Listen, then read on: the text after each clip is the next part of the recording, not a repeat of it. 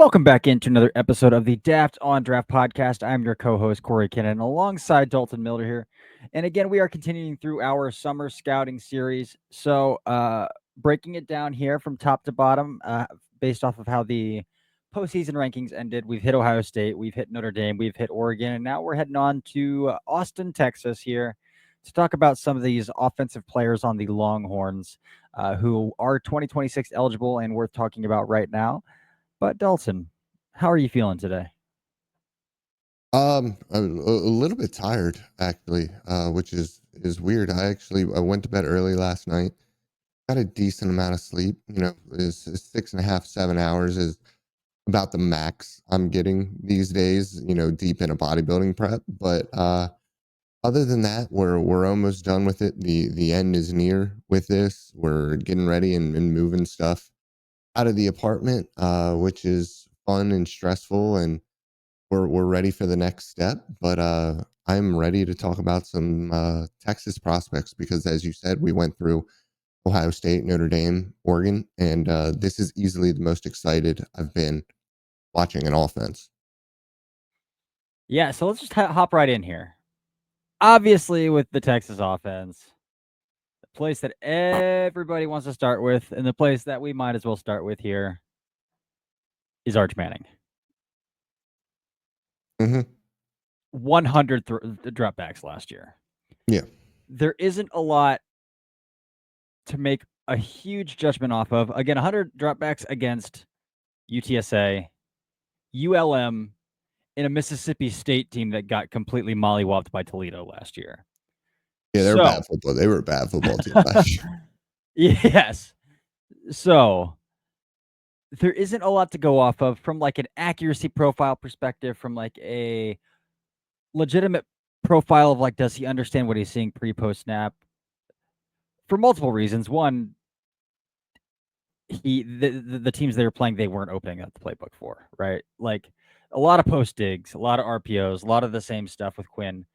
But two, he wasn't established as the starter in that offense ever the entire season.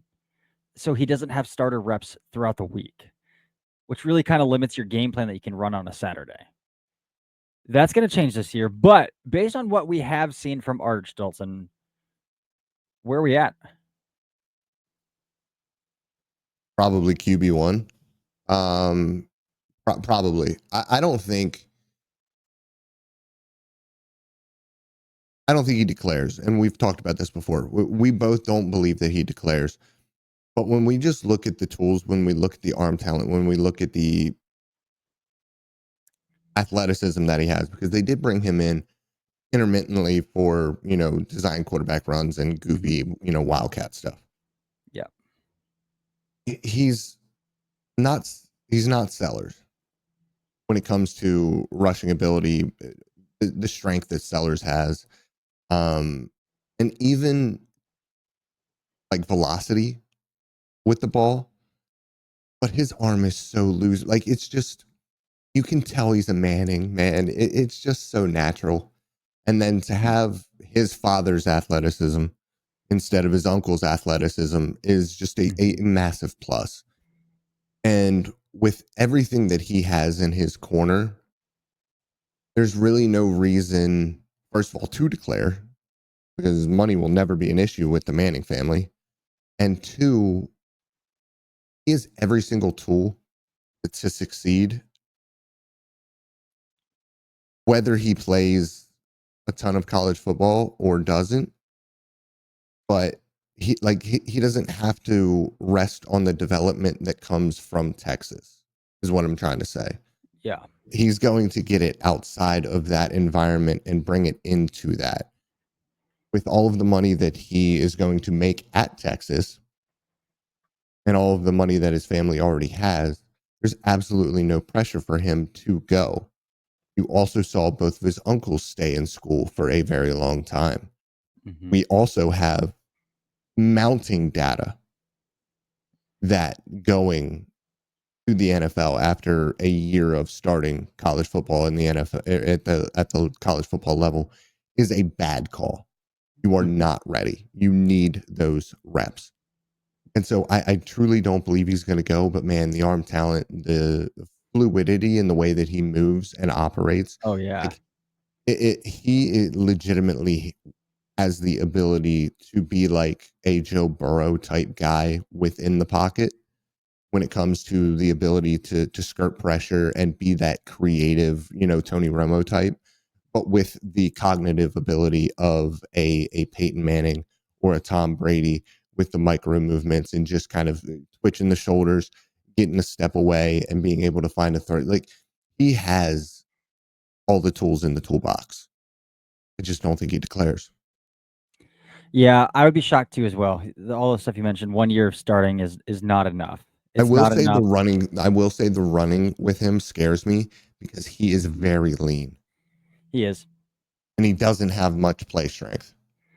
No, he's not as lean as Quinn Ewers though, uh, which is really funny. But um, yeah, tons to like. But again, from the stuff that I really want to watch from a quarterback, I just can't do it yet. Like looking at his charting profile, I charted the 100 dropbacks, but we're talking 13 deep balls, 9 throws outside the numbers, 12 throws. Like those aren't substantial enough numbers to do anything with No, at all. And that's the same can be said from a cognitive perspective for all the reasons that I said. Like the dude wasn't the established starter at all the entire season. I don't know what kind of political games were being played with the boosters and Ewers and whatever else, but like Arch was clearly never starting whenever Ewers was healthy. That was very clear because he should have started very early last year. Um, so I don't have enough to go on. I want to see, and we'll see very early because we have Texas Ohio State to open the season. So like we will know very early um, what kind of guy this guy is as an established starter. But we're talking about Arch now. The entire offseason to be a leader at that university and on that football program. The entire offseason to install all sorts of things that Texas could not run with Quinn Ewers at quarterback. Again, we're talking about Arch, who is a good athlete. We're talking about Arch, who has an arm that Quinn doesn't have. Some things like that. Arch is probably a lot more quick-witted than Quinn is as well, but problem solving when that primary solution isn't there as well. So I think we could see almost. I said this with Nate, and I don't. I'm not obviously. I'm never will compare Mac Jones and Arch Manning as players cognitively and what Steve Sarkisian can do offensively, though. Mac Jones operated Sarkisian's offense the highest level of any quarterback ever has. Mac Jones played almost a perfect season in 2020. I almost kind of want to go back and watch Mac Jones and say, like, well, what was Sark asking Mac to do that he just didn't trust Quentin to do?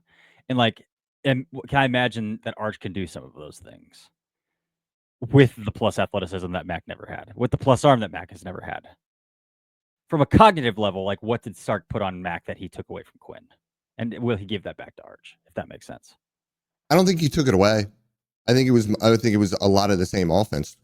Quinn just couldn't run it. Quinn Yeah. didn't have the cognitive ability to be that automatic the way that Mac was. I don't think that he pared down the offense much. It was a lot of very much this is what I'm going to give you offensively, and you're going to have to be able to process this and get the ball out. And Mac Jones did that at an incredibly high level.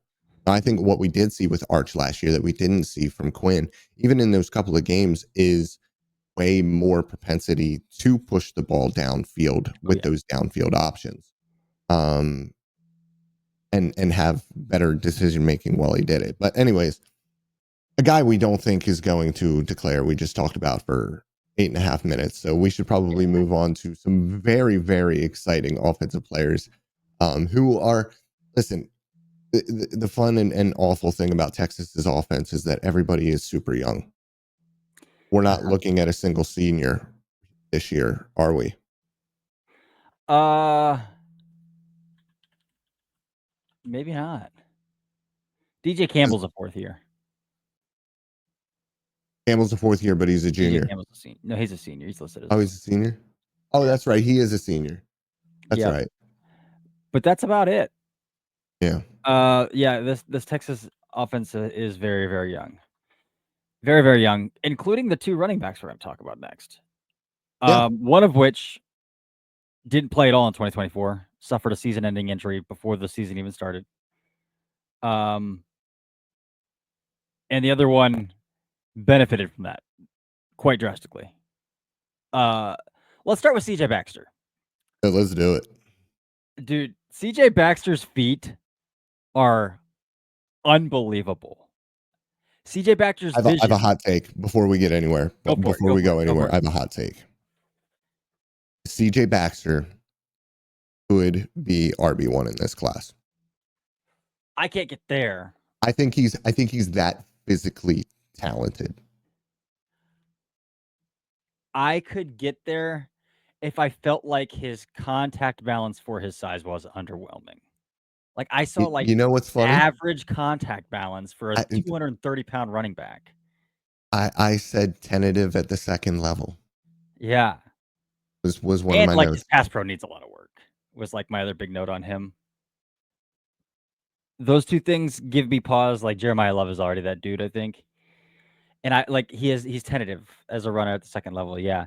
But that dude's vision, his decisiveness, his feet, He's he's 6'1", creative 230. as well. And he's 6'1", 230. It's And unreal. he runs that light-footed.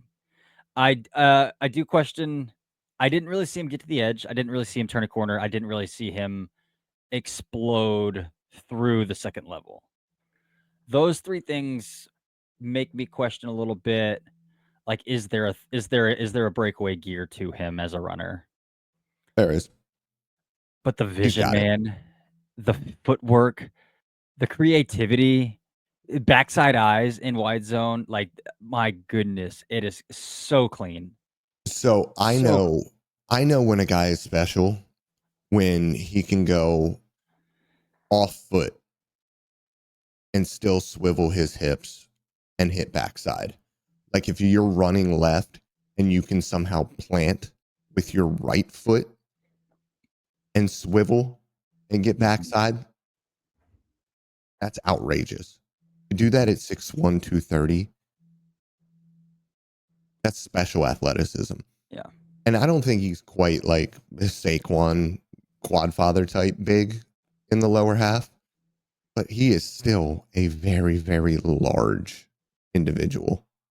And Which makes his contact balance so disappointing. Like, I just want to see you like run through some dudes. well, I just think he's trying to. Well, and part of the tentativeness, I think, he's just trying to take home run swings all the time. Yeah. Instead of trying to hit doubles and trying to like kind of skirt contact, but like he's trying to completely avoid contact instead of using his frame and his ability to break the tackle. He's trying to make guys look silly. And then he ends up getting caught. You know what I mean? Where other guys, even somebody like Love can just, kind of bounce off and keep going. Mm-hmm. Yeah. Last thing I'll add about Baxter here too. He's an incredibly natural receiver. Yes. He has incredibly natural hands. Yeah. And as well. With him coming off of an injury, if he has a big year at running back, even though he's a redshirt sophomore, go, buddy. Yep. Go make your money. Yep. Let's talk about Trey Wisner now. So Trey Wisner benefited quite a bit from the Baxter injury.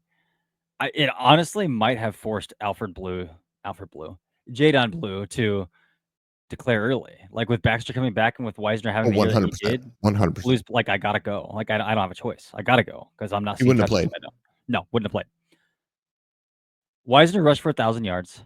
Wisner was an absolute workhorse. He had games with 26, 33 carries this past season.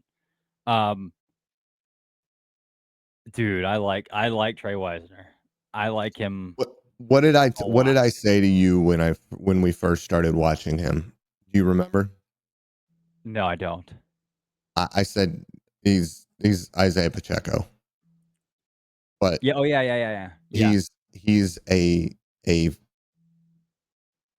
well curated version of Isaiah Pacheco. Like Isaiah Pacheco is just pure chaos and violence. Mm-hmm. Trey Wisner is just all of that ball of energy wrapped up into somebody who is very, very cognizant of everything that's going on around him as well, and has the ability to maximize damn near every single rep because of it. He is the contact balance for The his earth size. shakes around him. He is like 190 pounds, and he runs like he's 220. It's unbelievable. He's got good ankle flexibility. He's fluid. He's efficient. Good hip swivel. He can bend the corner. He can peel outside. He flashes that Le'Veon Bell style of like big jump cut vision and then just exploding downhill when he catches at the first level. He sets up his eyes. He finds hallways. He's got good initial burst. He's got a really strong first 3 gears. I don't think he has that long gear, but for me, he's somebody who, and I think I talked about this when I talked about another back in this class. I can't remember who it was, but you know, if you have those first 3 gears and you can consistently hit doubles, I'm pretty happy with that. You don't need to always be able to go 70 yards, but if you can turn a 5-yard run into a 15-yard run, that's still a very big explosive play that's helping this offense greatly.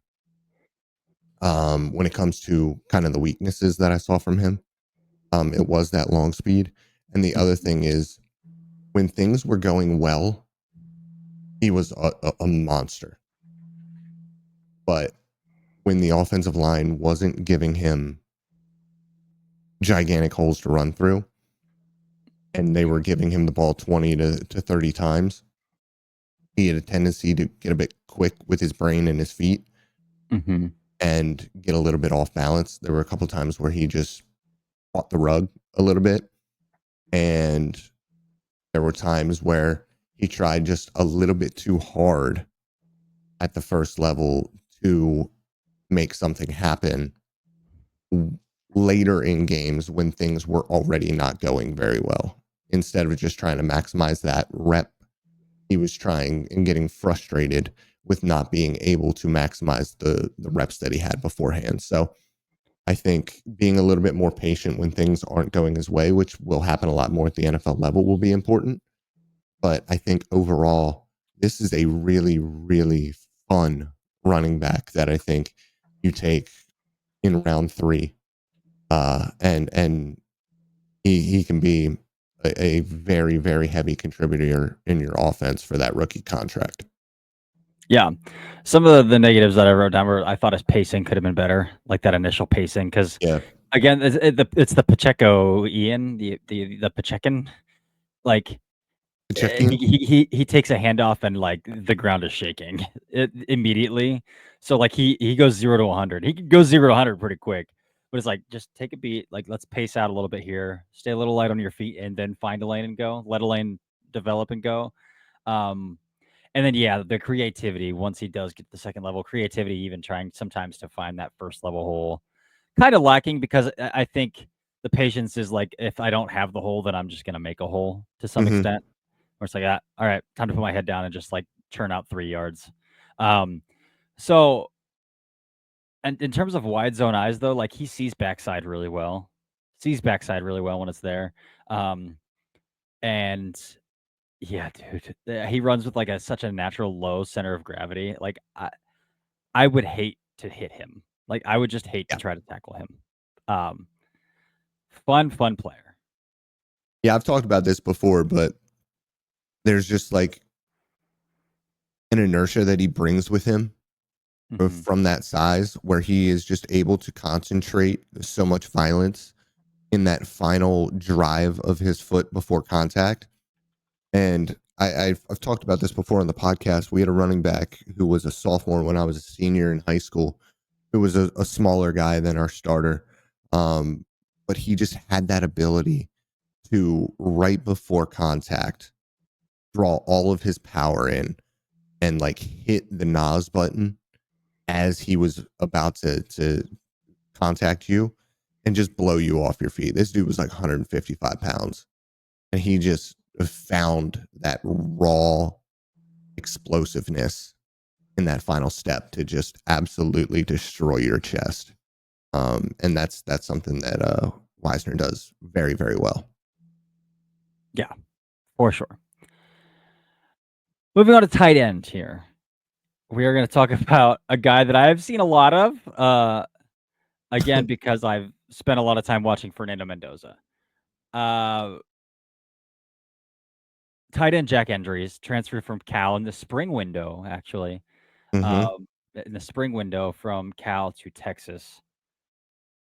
He's going to catch, he's going to see 100 targets.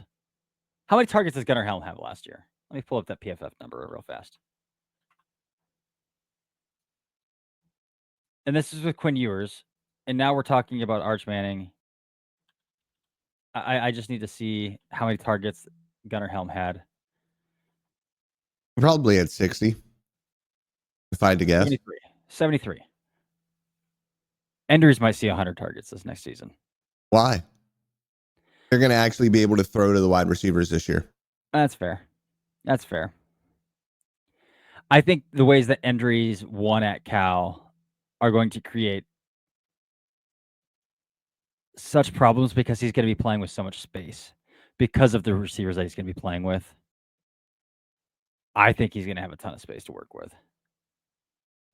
And he's a much better athlete than Gunnar Helm. He'll definitely have a ton of space to work with. There's no doubt about that. Yeah. Endries can fly after the catch, man. Relative to tight ends, I should say. Relative to tight ends, that dude can go after the catch. My issue with Jack Endries is that like 70% of his targets were RPO hitches. Or like screen and go, like manufactured wide open wheel routes. Like that's my biggest issue is like he doesn't have a route tree at all because it's all RPO hitch, it's all screen and go wheels. That's pretty much it. That's pretty much it in that offense last year. But that's why I'm sitting here like biting my tongue as you're talking. You're talking about this guy, and I'm just like, oh, he was never covered.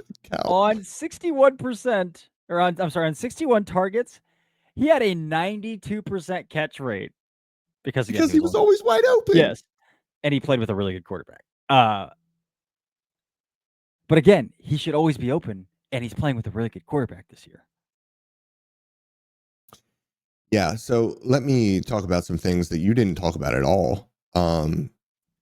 Because of the Cal offense, because of the way that offense was run, he blocked a lot. Mm-hmm. A lot.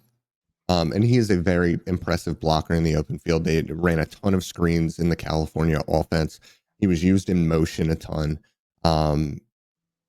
As like a sniffer, a very high accuracy rate as a blocker as well, which I like to see. He wasn't afraid to use his body at the line of scrimmage. And for a smaller tight end, kind of more of a move tight end, that's kind of what you want to see from those guys. The things that I didn't love as much, all of the gimme production, all of his production. And Corey already talked about that, so I don't have to talk about it anymore. I thought that on like more traditional route running that I saw underwhelming the size relative separation quickness from him. I thought that in contested situations and just overall, his play strength is not very good. There was like no contact balance at all with him. Tripped up very easily. Mm-hmm. Doesn't have a lot of density to his frame, so I don't think he's super dangerous after the catch outside of the athleticism that he has. And he is a good athlete, but I just think overall, when I'm looking at a tight end, I need to see somebody like Loveland who is going to separate. Like he is a wide receiver in a tight end's body. Endries is more like an athlete that plays tight end, but I don't really see a wide receiver yet because partially because of the offense that he played in, and you just didn't get as many of those opportunities. But overall, I just think that there is a lot that I need to see from him before I'm ready to say that he's a, top 100-ish player in an NFL draft class, just because I need to see it first. Also, still an underclassman, tight end. Probably not going to declare because we never see tight ends declare until they're seniors. Yeah, he's a 4 junior this year. Yeah. We'll see what happens here because to me, I feel like he could become like one of those Jonnu Smith-ish tight ends at the NFL level. Yeah, I can see that. Yeah. But what he's gonna be asked to so what's hard though is what he's gonna be asked to do at Texas is honestly vastly different, like almost completely different role-wise. If you watch what Gunnar Helm did at Texas last year, the routes that he was running, I mean, he's running alert posts, he's running deep outs, he's running corner routes. Andrews can run the routes, but it's hard. So what I'm saying is hard to project a role of like who is this guy at the NFL level then? Because like his role is going to be completely different. Um, but I like him again. What he can do in the linear plane after the catch is really nice. I think his hands are A plus. Um, Again, not a lot of play strength in terms of contact balance after the catch, but I thought when he was catching through contact, his hands were still really good. Yeah, you saw more. You saw more of him than I did, but there Yeah. were a couple in the NC State and Pitt games where I thought that he should have finished and he didn't. Mm. Okay. Okay. A little disagreement there. It's always good when we disagree. Um, but I think he's going to be an asset to that Texas offense, for sure. Right Are now, we I gonna? would probably say like he's a late day 2, early day 3 kind of guy. That's kind of where I've got him graded out as You do have him as a top 100 guy. fringe top 100. Yeah, Oh, late day 2, early day 3. late My day bad. 2, Yeah, early I day got 3. you. Yeah, yeah, Um, two guys I don't think we'll disagree on. Let's talk about DJ Campbell, and then let's talk about Trevor Goosby. yeah. Um, You let's go first. You go let's first. go inside out. Okay. DJ Campbell is, and I said this before watching Trevor Goosby. I said DJ Campbell was probably the best offensive lineman on Texas's roster last year. I think he was. Um, and then I watched Trevor Goosby, and then I was like, man, he only played 3 games. This dude is a monster. But let's get into Campbell. He is a trash can full of dirt in pass pro. Outrageous natural anchor. He's so thick. Mhm. He's got impressive flexibility when he's compromised. He looks for work. He's got impressive knee bend. He gathers really well heading into space as a blocker. He's got vice grips for hands, awareness, comfort level. He lets defenders wash themselves out of plays. He's got lovely balance. I wrote that again. Very impressive hip fluidity and swivel. He reacquires really well when moving laterally. I just think overall, it's a bit of the Booker talk from this year. He's just maybe an average athlete. Well, so is Booker. That's what I'm saying. That's exactly what I'm saying. Like he reminds me a lot of Booker in a lot of ways. I think he might even be better than Booker. But overall, I think that yeah, dude, you didn't like DJ Campbell I did not like DJ Campbell. at I all. did not like DJ. Like What games he's a did you pretty watch? standard day 3 guard to me. What games did you watch? Ohio State, Georgia, Texas A&M. Okay, I watched Michigan, Clemson, and another game. I can't remember which one it was. We watched completely different games. But No, I watched Clemson because the Peter Woods and yeah, I watched Clemson. Ohio State, Clemson, and Texas A&M were the 3 games I watched. I thought he was awesome. I thought DJ Campbell was awesome. Mm. Talk about it. Boy, our Let's notes talk are about it. opposite on this one. What you didn't like him? What am I No, missing? I thought he was on the ground a ton. I thought his weight sat out over his hips a lot. Uh, I thought his foot speed was very bad, like very sluggish foot speed. Um, Oh yeah, we're on and completely. This yeah, is the and ladies and the gentlemen. fundamentals of his feet, like This is the first time. Okay, because me and Corey disagree enough, but we very very rarely disagree yeah, on like biomechanically like how guys move and their athleticism in general, this is a complete. Yeah. I thought he was stiff when redirecting. I Oh yeah, thought no. I thought, like, as a run blocker, when he was asked to get laterally, like, he really struggled to cross face and scoop out. Uh, I thought he was a little slow to get the spot when he was pulling and climbing to the second level. So, like, yeah, we're seeing DJ Campbell pretty different. I will say the things that I did see, he's got again, he's 6'3", probably 6'2", it's like 320. He's listed at 6'3". He's probably 6'2", 320. So, like, a very natural anchor, strong as an ox. Vice grips for hands. I did see all of that. Like, continues to look for work. Thought he threw a little early. He throws his hands a little early. I thought so. But that anchor really came out a lot when he was jump setting, in my opinion. So, like, when he was forced to kind of set and he wasn't engaged right off the snap, or he was forced to redirect, I thought it could get really ugly. Interesting. Yeah. That is going to be a really interesting one to Like, I follow, think he's very because firmly like a day this 3 is guard. this is the first time we've really like this far Mhm. disagreed on a player. Yeah. Wow. Okay. Yeah. Very, this is fun. This is fun for me. This is This the is first fun. time. Okay, so we actually disagreed there. Let's talk about somebody I don't think we'll disagree about at all. Trevor Gooseby. I'm gonna let you start with this, and then I'm gonna go. Yeah. Gooseby, man. You can tell he's 6'7". Like, I'm gonna start it out by saying that. And Oh, what I get out mean of by here with your heightism. that is, like, when he is forced with bend, that outside shoulder, I can see, like, it strains his outside shoulder a little bit. Um, but at 6'7", that foot speed is tremendous. Tremendous redirect at 6'7".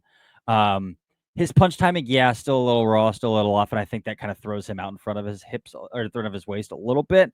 He doesn't have massive balance issues, but I think throwing hands really does, like, he commits his weight a little bit over the top a little bit. Vice grips, like, we say, like, vice grips for hands, like, when we talk about grip strength, that dude is locked down. Like, if he gets his hands, again, 6'7", that means that dude's probably got some massive freaking hands as well, and it looks like it on tape, like, because he will latch, and good luck from there. Um, I didn't think it was an extraordinary people mover in the run game, but as far as pass pro goes, dude, like, very solid, very solid. Outside of some issues I saw, like, perhaps in his knee bend, trying to match kind of those guys who bend off the edge a little bit. Um, but at 6'7", I thought, like, well, you would expect that guy to have some natural leverage issues, and I didn't feel like he got beat through the chest at all, either. So, like, that's tremendous. We're talking about a guy who started at both right tackle, left tackle. I did, and I text you to this. I thought he looked considerably more comfortable at left tackle than he did at right tackle. He's going to start at left tackle this year. When he did start for Cam at right tackle, it was like, oh, this is a little clunkier. This is a little clunkier. The left tackle stuff was a lot more smooth. You can tell that's his natural kick, is kicking from left tackle. But he's a smooth, fluid athlete at that size. Very smooth, fluid athlete. A little stiffness in the knees and the hips, but he's 6'7", so some of that's to be expected a little bit. I think there's a chance he goes top 5. I think he's that good. I think he's that good. I think we're talking about a Joe Alt type of 6'8" guy when it comes to his athleticism. I type in all caps to really emphasize things in scouting reports. And the two things that I all caps: very conspicuous grip strength, Mm-hmm. grown man strength. This is as a, what, he was a redshirt freshman last year. Redshirt Yeah, he's a freshman. redshirt sophomore this Yeah. year, I think. Yeah. At 6'7", I saw him on a play against Texas A&M in the run game get yanked and tossed by Stewart and still keep his feet and then fight back. He got absolutely humped to the inside and kept his feet. I don't know how he did it. And at 6'7", like, that type of flexibility is outrageous. Super impressive performance against the Aggies. And that was in relief. He didn't start that game. Yeah. He came in and just had to play against two guys that we thought were going to go round 1. He was not overwhelmed in the slightest by either of those guys. He has wonderful lateral explosiveness. And even though I do think that there were more issues, the only real issues that I saw with him were on that outside track. He has the explosiveness and the length to just ride guys out of the pocket. And if you have a quarterback who's not going to float, there's not going to be any issues whatsoever with him protecting the arc. The hip swivel is outrageous when he's on the move. The only real like thing that I saw from him that I would like to like really see him improve is his awareness in space. The screen game, he kind of just like was out there, floating around. But I think when you look at the sheer athleticism that this young man possesses, along with the length and grip strength that he has, like technically, I thought he was pretty good already. If he really improves and shows any dominance in the run game, and he'll get the opportunity because Texas is going to run the ball 40 times a game. We are talking about somebody who is going to go top 5 in this class. I think he's that special of an athlete. Mm-hmm. Yeah. Yeah. I don't think he's like, so I'm trying to compare him to like another. I Like think top Alt's 10. the only way to go. I think I was thinking more Charles Cross, but Charles Cross was a tremendous athlete for that size. I don't think Goosby's a Charles Cross. I don't think he's a Joe I Alt don't think Cross like was level that athlete tall either. though. I think he was like 6'6". Is he? Maybe not. Maybe not. But he's got the grip strength of Charles Cross. Like that was Charles Cross's calling card. Was his core strength was tremendous. He's 6'5", so Yeah. not quite. Okay. Is that Charles Cross's core strength was tremendous and his grip strength is tremendous and his hand placement was tremendous. It's like that's how he won. I think Gooseby can clean the hands up a little bit. I thought he got wide a little bit. Got wide a little bit. Again, punched early quite a bit. But when he was locked in and he got his hands right, my goodness, dude. My goodness. There's a lot to love. I'm really excited. Really excited to see what the season holds for Gooseby for sure. Yeah. And I mean for this offense in general, because this is a team where, oh my God, all these guys can go back. Mm-hmm. And if they do all go back, and then next year we're talking about these guys, and then we're also going to be talking about the younger guys on this offense as well. Like we can't even talk about Ryan Wingo. We could have talked about DeAndre Moore Jr. a little bit, but like he's the only draft eligible wide receiver in that whole room. And he's We're talking about a dropped team that could. We're talking about a team that with a year 2 of Arch Manning as a starter, and all of these guys returning for a run. Mm-hmm. We're talking about a team that could average like 50 plus points a game in the SEC. Yeah, with this amount of talent and continuity, that's asinine. It is. It is. It could be a remake of the 2021 LSU offense. Yeah. Or was that 2020? 2026. The 2019 LSU offense. Oh my God, it was that long ago? It was 2019, yeah. Oh my God, it was that long ago. Yeah. Or the 2020 Bama offense followed them up too. It's like the 2019 LSU offense broke every record, and then Bama came back through 2020. It's like, well, we'll reset everything, and then they did. See, your Devontae Smith won the Heisman. But yeah, they've got a lot of really young talent on that. And you can tell because we talked for 40 minutes today. Yeah, we did. We did indeed. I don't have anything else to talk about though, man. I think we went on. We did. It's I love you guys. It's time for me to hit a week full workout because it's peak week and I'm not like really working out, but just kind of going in and getting a pump. Love it. And I'm going to go to bed. Go to bed. I'm going to go to bed. So until next time, we'll be back tomorrow talking about the Texas defense. But until then, we will see you later. This has been another episode of the Daft on Draft podcast.